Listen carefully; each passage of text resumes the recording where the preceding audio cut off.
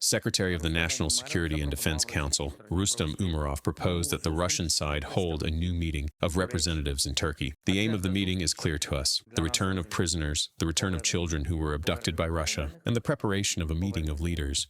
The Kremlin also confirmed its participation in the negotiations with the Ukrainian delegation in Istanbul. Moscow has not changed the composition of the negotiation group, nor has it shown any signs of striving for peace. Putin's press secretary Dmitry Peskov said that the parties' proposals on the principles of peace talks and possible conditions for a ceasefire remain diametrically opposed. Peskov was unable to answer the question of whether Putin is ready to meet with Ukrainian President Volodymyr Zelensky. According to him, a lot of work still needs to be done. I quote, "before talking about high-level negotiations."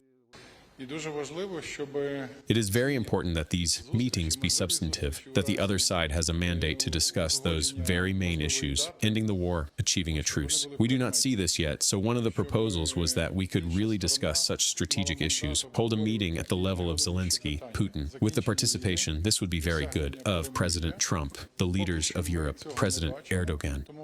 This is already the third round of talks with Russia. From the very beginning, Moscow has demonstrated its reluctance to engage in serious dialogue on ending the war against Ukraine. It all began with the extremely low level of representation of Russian delegation, especially in comparison to the Ukrainian delegation. When Moscow finally presented its so-called memorandum on a peace settlement, it turned out that it inputting demands that Ukraine hand over to Russia territories that the Russian army does not even control. The international community has increased pressure on the Kremlin to achieve real progress in the peace process. Incidentally, Moscow decided to take part in the third round of talks only after Trump's ultimatum to impose trade tariffs on Russia and its partners if it doesn't agree to a ceasefire within 50 days. Turkey, which is hosting the talks, welcomed the resumption of dialogue.